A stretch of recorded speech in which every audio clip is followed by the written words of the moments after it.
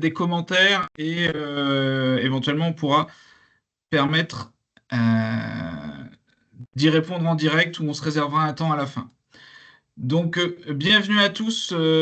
Aujourd'hui, on a souhaité faire un webinaire un petit peu particulier pour présenter à la fois une base de données inédite qui rassemble beaucoup de produits et refaire un point sur les biosolutions, leur intégration et comment, au schmilblick de la réglementation, vous aider au quotidien.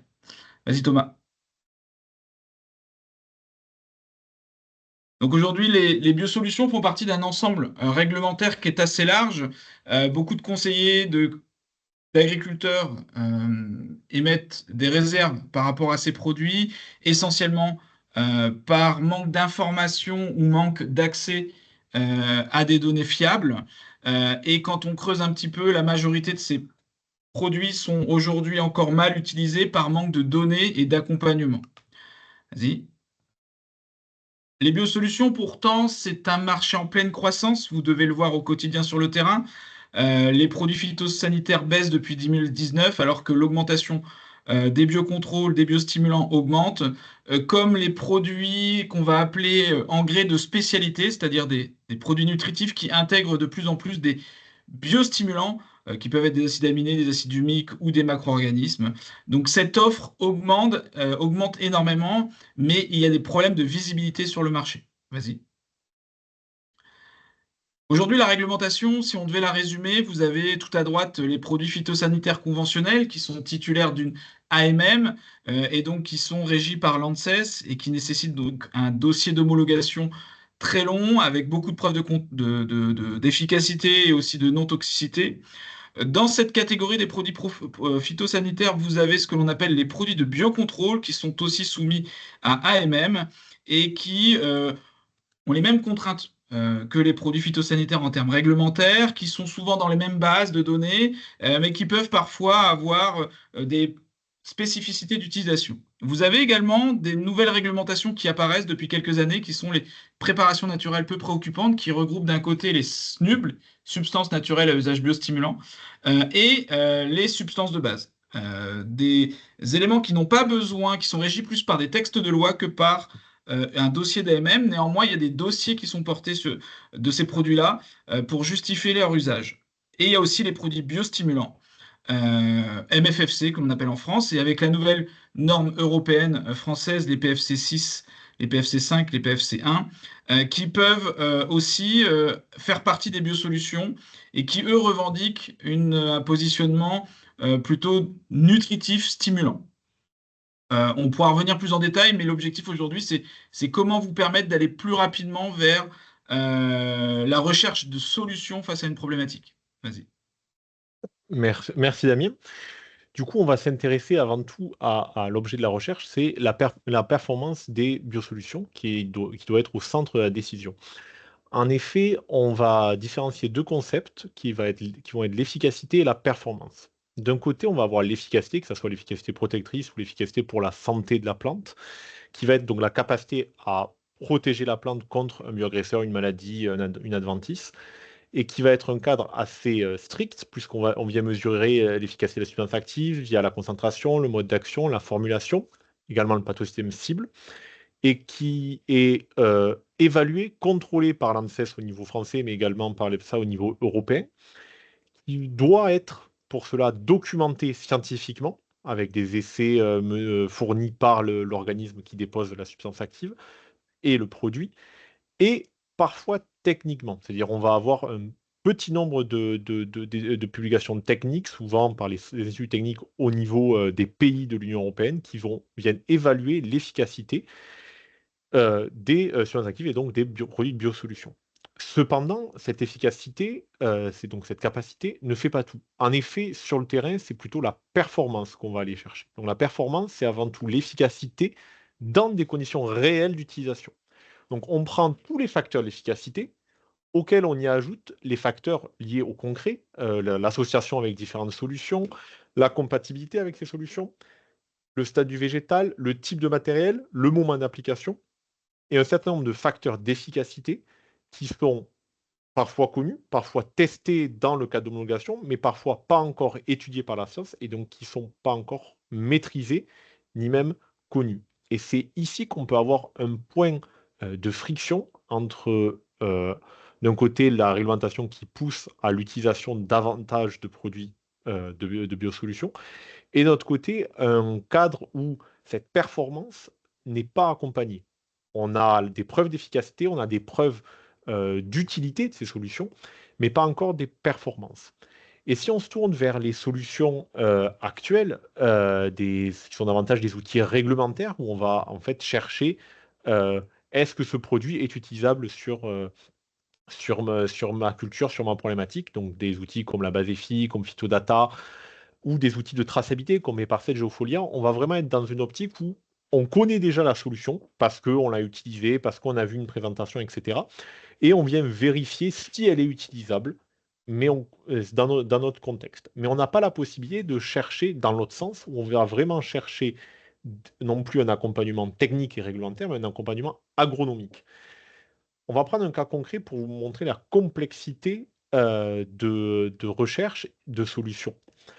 Vous cherchez une solution, c'est-à-dire vous ne connaissez pas encore le produit. Vous devez donc faire face au cadre réglementaire de l'ANSES et de la DGAL et de la base EFI qui définit les usages. On va faire un peu de vocabulaire réglementaire. Un usage, c'est un groupe de cultures, une méthode d'application et une ou des cibles. Et c'est par ce cadre de l'usage qu'on peut trouver des solutions. La grosse problématique, c'est que le cadre de l'usage, il est complexe et surtout, il n'est pas du tout transparent. Quand on est sur le site de l'ANSES ou le site de la base EFI, il n'est pas transparent. En effet, on va avoir déjà des groupes de cultures. Des groupes de cultures qui ne sont pas des cultures, qui sont, même si elles peuvent ressembler à des cultures, comme le groupe culture oignon, qui vont en fait avoir une portée de culture. Le groupe oignon rassemble en son sein l'oignon, l'ail et l'échalote. Si vous cherchez une solution directement sur l'ail, sans savoir que l'ail est dans le groupe culture oignon, vous ne trouverez pas de solution sur ail. Pareil pour le blé tendre, qui est dans le groupe culture à la fois blé tout court, mais aussi céréales, céréales à paille et même grande culture. Le melon, quant à lui, est caché, masqué derrière le groupe culture, culcurbitacée à peau non comestible. Contrario d'autres cucurbitacées comme la courgette ou le concombre, qui eux sont cucurbitacées à peau comestible. Donc on a cette complexité de groupe culture et culture, avec bien évidemment, comme tout cadre réglementaire en France, des subtilités avec des interdictions. On va pouvoir avoir des groupes de culture qui vont être uniquement sur ail, même s'ils sont homologués sur oignon. Les méthodes d'application, et plutôt les méthodes et les périodes d'application, sont peut-être les plus trompeuses et sont source d'erreurs même auprès de certains conseillers, puisque c'est à la fois des méthodes d'application. On va avoir un produit, si on cherche un produit en traitement de semences ou en traitement d'irrigation ou en traitement post-récolte, qui sont vraiment des méthodes d'application. Vous ne pouvez utiliser le produit sur la culture de l'ail que en traitement de semences et pas en culture. Ça, c'est la partie, on va dire, relativement logique. Une méthode d'application est une méthode. Mais les méthodes d'application sont aussi des périodes d'application. En effet, si vous voyez un traitement sur ail de traitement du sol, ça ne signifie pas qu'on ne peut pas traiter sur l'ail. Ça signifie simplement que la période d'application est plutôt en début de culture. On ne peut pas utiliser de termes précis puisque c'est relatif à chaque culture et à chaque usage. Donc, traitement du sol, il faut se rappeler plutôt début de culture, souvent jusqu'au stade BBCH entre 15 et 30, et traitement des parties aériennes plutôt milieu, fin de culture. Mais il n'empêche qu'on peut avoir du coup des produits qui vont être à la fois de traitement du sol, donc début, et traitement de parties aériennes.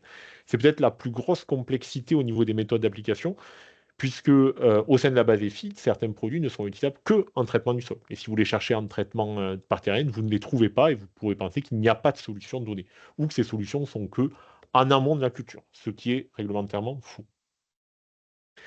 Le troisième point, le troisième triptyque de l'usage, c'est les cibles, les problématiques, comme on aime à les appeler chez Syndev, qui sont, encore une fois, source d'erreur, puisque on a essayé de faire rentrer de l'agronomie dans un cadre réglementaire rigide, en faussant la réalité biologique du terrain, puisqu'on va avoir en fait des groupes, comme un peu pour les cultures, des groupes de bioagresseurs qu'on va rassembler au sein de problématiques, au sein de cibles, d'ensemble de cibles, mais qui n'ont peu ou pas de points communs, si ce n'est avoir soit des symptômes similaires, par exemple des taches sur les feuilles, ou avoir un produit, souvent assez ancien, avant les années 2000, qui luttait contre tous ces bioagresseurs. Donc on est souvent sur des produits qui sont aujourd'hui interdits, mais dont on voit encore l'empreinte dans les groupes de problématiques et de cibles.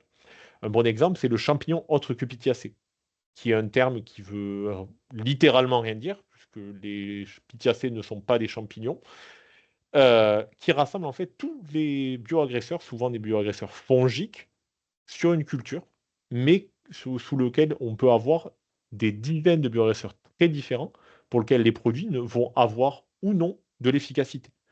Un des groupes où on va retrouver des alternarians, on va trouver des fusarios parfois sous ce groupe-là, on va retrouver des champignons un peu plus rares comme la cladosporiose et la cercosporiose, mais aussi des champignons très importants et qui sont cachés derrière ce nom champignon Trichopithiacée.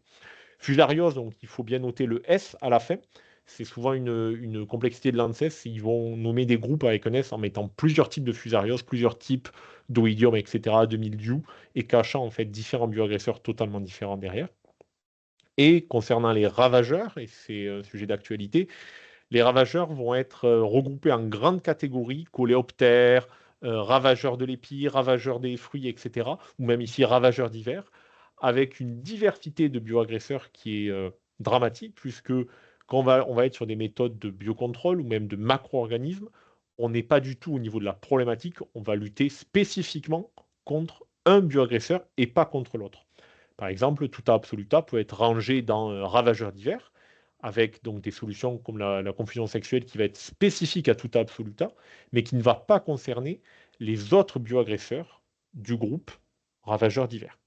Là, j'ai mis quelques exemples. On va retrouver donc la cercosporiose, Tuta absoluta, PSA pour le kiwi, etc., qui vont être mélangés dans un ensemble plus grand, avec bien évidemment parfois aucune preuve ni d'efficacité, ni de véritable intérêt de traiter contre ce bioagresseur de manière précise. On a donc des outils, comme on l'a vu aujourd'hui, qui sont plutôt réglementaires et d'aide au positionnement, pas d'aide au positionnement, d'aide à la traçabilité, pardon, et un cadre réglementaire qui ne prend pas en compte cette performance produit. Il prend en compte uniquement l'aspect réglementaire et légal des traitements. Si on s'attarde désormais pour trouver une solution directement, on s'attarde donc sur notre outil Synapse, qui est une base de données qui a cette vocation agronomique. Une base de données qui vient prendre le réglementaire, puisque c'est obligatoire aujourd'hui d'avoir ce réglementaire, mais qui vient adjoindre l'aspect scientifique, technique, et on est en cours de travail, notamment avec nos partenaires de l'INRAE et des instituts techniques, d'adjoindre aussi l'expertise des conseillers, des retours du terrain. Aujourd'hui, on intègre plus de 5000 produits, que ce soit, comme l'a présenté Damien, des MFFC, des biosolutions, donc des biocontrôles, des produits avec ou sans AMM, mais également des produits phytosanitaires conventionnels. On vient faire une caractérisation agronomique des produits avec les instituts, mais aussi avec les firmes porteuses de solutions, puisque c'est les firmes qui détiennent le savoir et qu'il faut venir transmettre de manière impartiale sur le terrain. On vient vérifier, valider des données en les enrichissant avec de l'expérimentation de nos partenaires. Et on est en train d'implémenter aussi donc, cette analyse et cette expérimentation de l'analyse des données terrain. On laisse peut-être un peu de temps pour les questions avant de passer du coup à une démonstration de recherche directement sur l'application. Je ne sais pas s'il y a des questions dans la Non, salle. j'ai pas de questions. Je pense que tu peux avancer. Ça viendra après. Parfait, parfait. Hop. Je vais partager. Alors, donc l'application est disponible sur smartphone. Donc ici, vous allez voir, hop, je vais juste remettre à jour pour vérifier que tout est bon. Voilà, on est bon. Donc c'est une émulation sur ordinateur, mais elle est disponible sur smartphone. Donc sans rentrer dans les détails des onglets, simplement, ça c'est la page d'accueil. On va retrouver une météo parcellaire par satellite avec prévision sur 5 jours.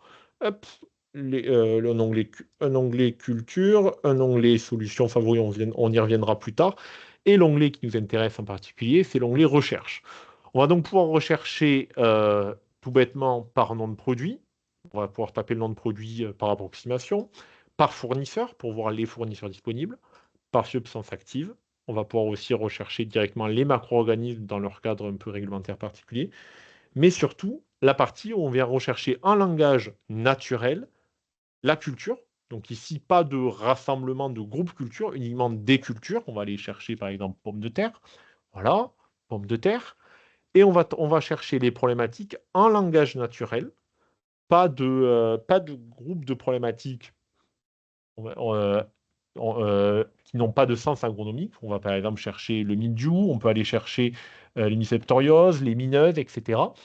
Et on va aller chercher donc dans le groupe pomme de terre, mais dans tous les groupes auxquels la pomme de terre est attachée, comme ici culture légumière.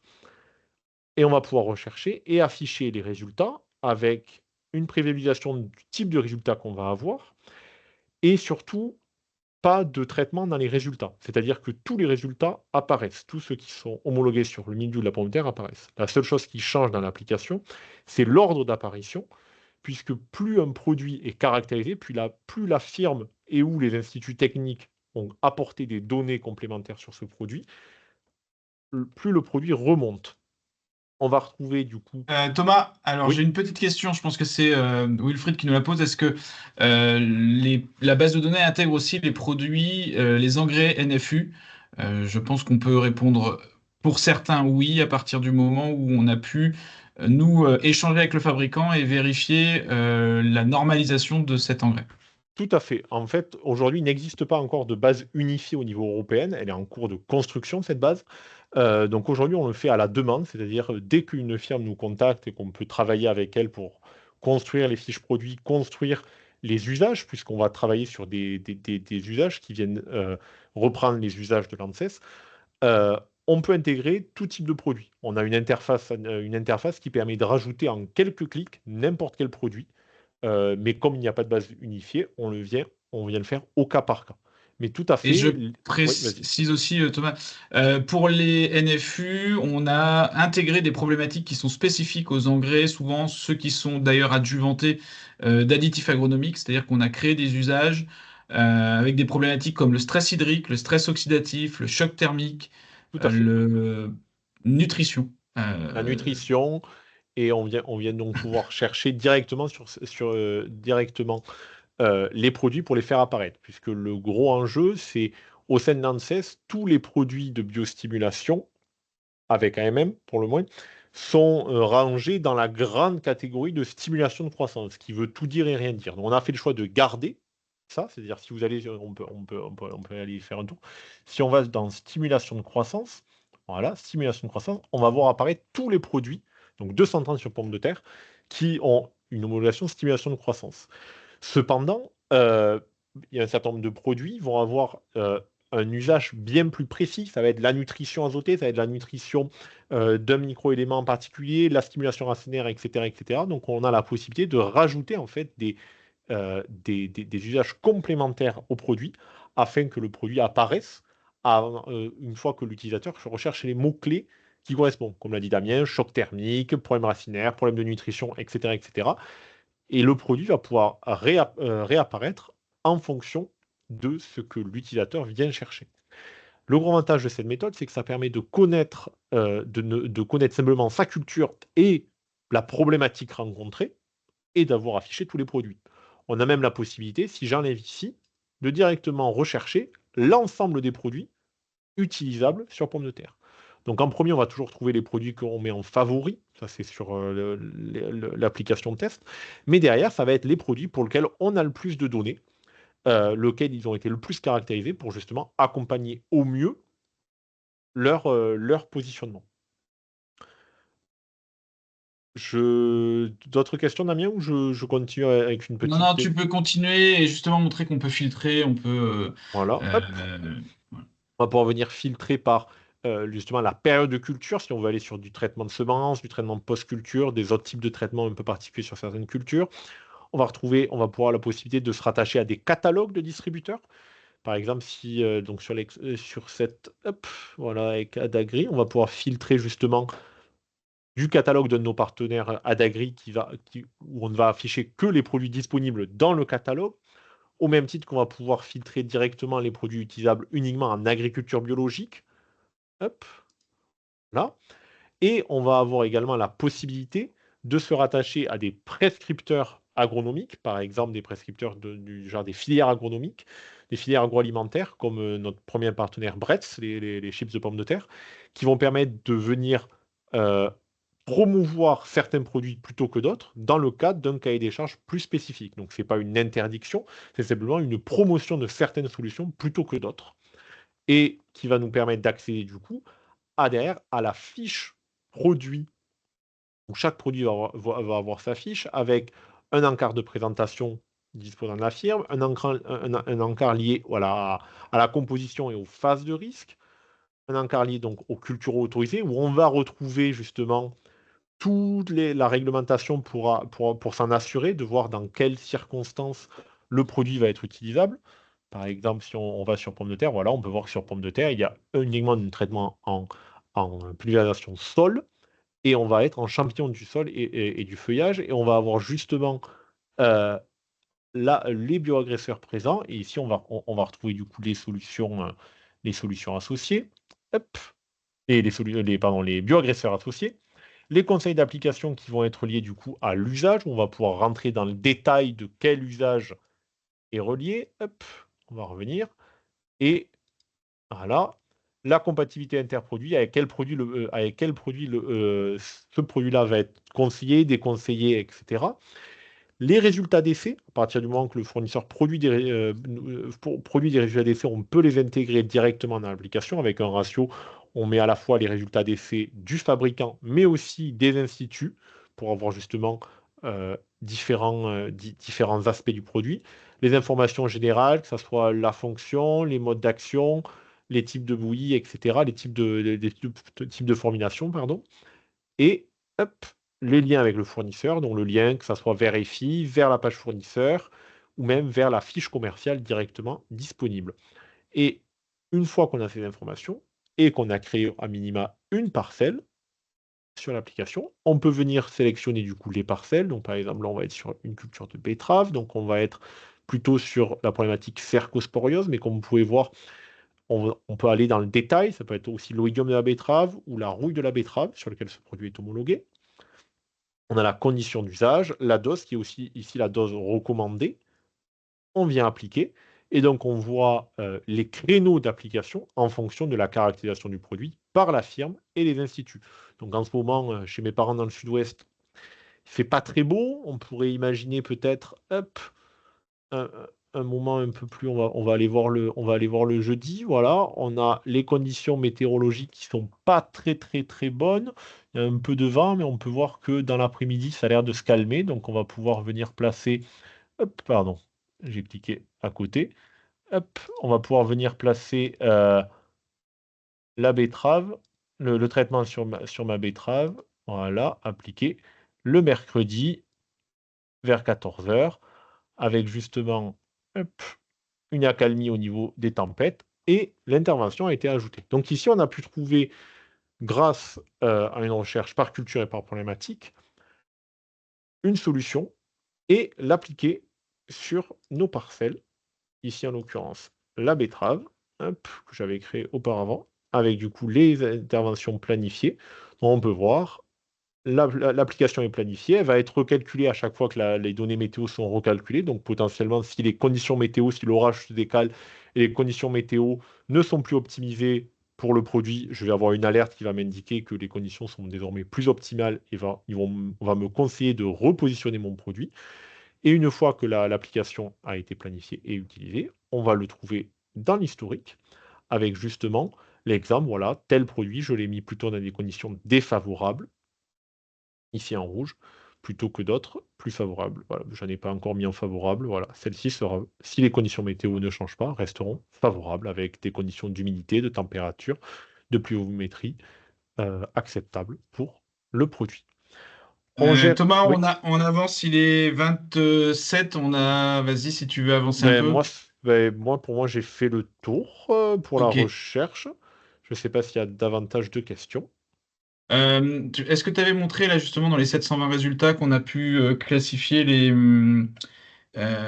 par typologie de produits pour aider les gens aussi hop, dans les voilà, 720 Oui, résultats. On a dès le démarrage, vous pouvez accéder directement aux différentes solutions disponibles, qu'elles soient produits conventionnels, biostimulants, biocontrôle. Donc sur pommes de terre, tout à l'heure, on a vu qu'il y avait beaucoup de choses. C'est une base de données qui peut rapidement aider sur des problématiques assez complexes de savoir quel type de solutions peuvent être disponibles. Voilà. Peut-être montrer aussi le calcul des IFT en direct. Peut-être que ça peut intéresser sur la betterave, sur ta parcelle de tout à l'heure. Voilà. Euh, Très rapidement, vous pouvez visualiser la répartition des IFT par rapport à votre planification ou par rapport au déroulé de votre culture.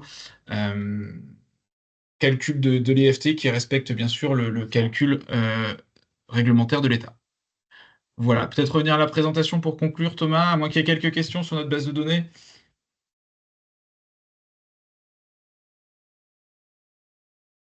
Toc. Alors, quelque chose sur lequel on souhaite insister. Alors, on ne sait jamais qui était en face de nous, mais souvent les agriculteurs nous posent la question comment faire une différence entre un fabricant ou une biosolution qui est viable ou pas. Je dirais que nous, on a 5 questions phares. C'est de quoi est composé le produit, comment il agit, quelle preuve d'efficacité ou de performance je peux avoir, quel est son cadre réglementaire? C'est important, c'est même essentiel, mais c'est potentiellement pas la première question à poser puisque vous avez, et beaucoup le savent, des AMM qui sont aujourd'hui faites par reconnaissance mutuelle, mais qui ne permettent pas potentiellement de répondre aux 3 premières questions. Et un point important, surtout actuellement, c'est quel est le rapport coût-bénéfice réel. Thomas, si tu Oui, veux finir pour conclure. là-dessus, voilà. Donc nous, on le redit, on a vocation à promouvoir l'utilisation des biosolutions, mais on accompagne aussi sur les produits conventionnels. Une base de données qui s'enrichit quotidiennement et que l'on est capable d'enrichir à votre demande selon si les produits ne sont pas disponibles dans la base. On a une approche multifactorielle.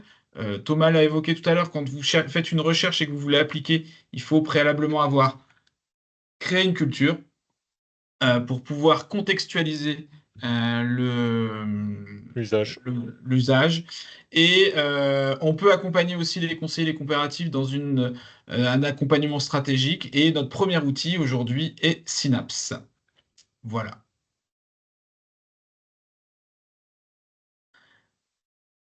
Euh, Avec les fonctionnalités essentielles.